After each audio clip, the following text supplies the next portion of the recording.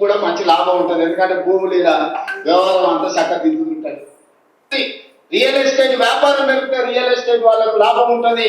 అశోక్ యాదవ్ కూడా మంచి లాభం ఉంటుంది. ఎందుకంటే భూములు ఇలా వ్యవహారం అంతా చక్కదిద్దుతుంటది. రియల్ ఎస్టేట్ ఉంటది. అశోక్ యాదవ్ కూడా లాభం ఉంటుంది. ఆయన మెడలో ఉన్నటువంటి ఆ గొలుసులు, ఏమంటారు, ఆ ఉంగరాలు, ఆ కడియాలు పక్కన ఈ కొండల రెడ్డో తిరుపతి రెడ్డో గుర్తొస్తలేదు, అన్ని మొక్కలు ఒకేలా ఉంటాయి. ఈయన పెట్టుకొని తిరిగి దందాలు చేస్తే ఈ ఆదిత్య కన్స్ట్రక్షన్స్ నార్సింగులు ఉన్నా ఏమున్నా మంచి లాభాలు ఉంటాయి. నువ్వు మాట్లాడే స్పీచ్ ఎవరికి లాభం ఉంటుంది? నిన్ను నమ్ముకొని ఉన్నటువంటి అశోక్ యాదవ్ లాంటి వాళ్ళకి మంచిగా బంగారం తెచ్చి పెడుతుంది. కానీ ఒత్తులం బంగారం ఇమ్మంటే ఆడబిడ్డలకు ఇచ్చే మనసు నీది కాదు. ఏం దందాలు చేస్తున్నారా? నీ బ్యాచ్ అంతా ఏం చేస్తున్నారు? నార్సింగ్ కాడ దమ్ముంటే ఈ ప్రసన్న అశోక్ యాదవ్ని ఆదిత్య కన్స్ట్రక్షన్ దగ్గరికి పోయి బుల్డోజ్ చేయమని. దమ్ములున్నాయా అశోక్ యాదవ్కి? నేను అడుగుతున్నా, నాకు పరిచయమే ఆయన, బట్ అడుగుతున్నా నేను, దమ్ముంటే నువ్వు చెప్పిన ఈ ప్రసన్న అశోక్ యాదవ్ని నార్సింగ్ పోలీస్ స్టేషన్ దగ్గర ఉన్నటువంటి మూసీ నదిలో కట్టినటువంటి ఏదైతే ఆదిత్య కన్స్ట్రక్షన్స్ కడుతున్నాడో దమ్ములుంటే అశోక్ యాదవ్కి చిటికేసి చెప్తున్నా పోయి బుల్డోజ్ చేయమని.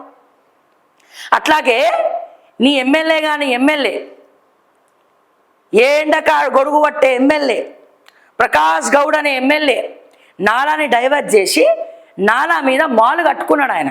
ఇక ఆయన ఎవరి పేరు మీద కట్టిండు మాలు అంతా చెప్తే ఇక అది వ్యక్తిగతం అవుతుంది, పరువు పోతుంది ఆయనది. ఓకే, ఆ నాలా మీద దమ్ము ఉంటే హైదర్ రంగనాథ్ని కానీ ఈ అశోక్ యాదవ్ని కానీ ఆ మాల్ని బుల్డోజ్ చేసి రమ్మని. ఇప్పుడు ఆ మాల్ ఎదురుగుండానే ఆదిత్యవాడు గేట్ పెట్టిండు కదా, అది కూడా నాలానే. ప్రకాష్ గౌడు ఈ నాలా మీద నాలాని మీద మాలు కట్టి ఆ నాలాని డైవర్ట్ చేసిండు. అక్కడున్న నాలాని రోడ్డుకు అవతల పంపించిండు. ఆ అవతల పంపించిన నాలా మీద ఆదిత్య కన్స్ట్రక్షన్స్ వాడు కడుతున్నాడు. ఇప్పుడు అది నాలా ప్లస్ మూసినది. నువ్వేమో నీ రియల్ ఎస్టేట్ బిజినెస్ కోసము, నీ రియల్ ఎస్టేట్ బినామీల కోసము, నీ రియల్ ఎస్టేట్ దందాల కోసము అశోక్ యాదవ్ కోసం పనిచేస్తావు. నేను ఇదే చెప్తున్నా, ఇదే అశోక్ యాదవ్కి దమ్ములు ఉంటే పోయి ఆడ పగలగొట్టమని ఆదిత్య కన్స్ట్రక్షన్స్ని.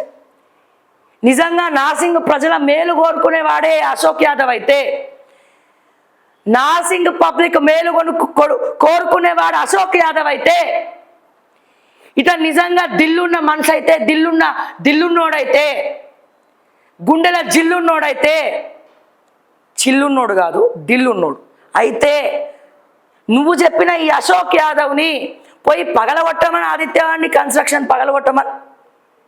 చూసుకుందాం తర్వాత ఏదైతే అది అయింది. రియల్ ఎస్టేట్ వాళ్ళకు లాభం ఉంటుంది. అశోక్ యాదవ్ కూడా మంచి లాభం ఉంటుంది. ఎందుకంటే భూములు ఇలా వ్యవహారం అంతా చక్కదిద్దుతుంటారు. భూములు వ్యవహారం చక్కదిద్దుతుంటాడట. ఎవడి భూముల వ్యవహారం చక్కదిద్దుతున్నాడు? ఏ సెటిల్మెంట్లలో కూర్చుంటున్నాడు అశోక్ యాదవ్? ఎవడి భూముల వ్యవహారం చక్కదిద్దుతున్నాడు? నార్సింగ్ల భూముల వ్యవహారమా? నీ అన్నదమ్ములు కూర్చున్నటువంటి సెటిల్మెంట్లలో కూర్చునేటువంటి భూముల వ్యవహారమా? ఇంకా 100 తులాలు కొనుక్కొని వేసుకోమని మెడల. ఆ కొండల రెడ్డికి తిరుపతి రెడ్డికి నీకు ఇంత పంచమని చెప్పు, వేసుకొని తిరగండి మీరు కూడా. మా అశోక్ యాదవ్కి ఈ మంచి జరుగుతుందట. అంటే ఇప్పుడు అర్థమైంది కదా ఈయన మాటలు. ఎవడికి మంచి చేయడానికి పని చేస్తున్నాడో ఈయన మనుషులకు, ఈయన గ్యాంగుకు, ఇలా అన్నదమ్ములను నమ్ముకున్నటువంటి గ్యాంగులకి మంచి చేయడానికే ఈయన పని చేస్తుండ రేవంత్. మిగతా వాళ్ళందరినీ ముంచే పని చేస్తుండా. మళ్ళీ విందాం ఒకసారి డైలాగ్, మీకు క్లియర్గా అర్థమవుతుంది. రియల్ ఎస్టేట్ వ్యాపారం పెరిగితే రియల్ ఎస్టేట్ వాళ్ళకు లాభం ఉంటుంది. అశోక్ యాదవ్ కూడా మంచి లాభం ఉంటుంది. ఎందుకంటే భూముల వ్యవహారం అంతా చక్కదిద్దుతుంటారు. భూముల వ్యవహారం చక్కదిద్దుతుంది అంటే ఎవరికన్నా ఏదన్నా సెటిల్మెంట్ కావాలంటే అశోక్ యాదవ్ దగ్గరికి పోండి. భూముల వ్యవహారం ఇక్కడ చక్కదిద్దేటోడే అశోక్ యాదవ్. రేవంత్ రెడ్డి నోటి నుంచి వచ్చినటువంటి ఆ ఆనిముత్యమైనటువంటి పేరు అశోక్ యాదవ్. భూముల వ్యవహారం చక్కదిద్దుతాడు. ఆయన రియల్ ఎస్టేట్ బాగుపడుతుంది. ఆయన రియల్ ఎస్టేట్ అద్భుతంగా ఉంటుంది. ఆయనకి ఫేవర్ చేయడం కోసం ఏం చేస్తున్నాడో చూడండి. నువ్వు చేసుకో. నువ్వు వ్యాపారం పెరిగితే రియల్ ఎస్టేట్ వాళ్ళకు లాభం ఉంటుంది.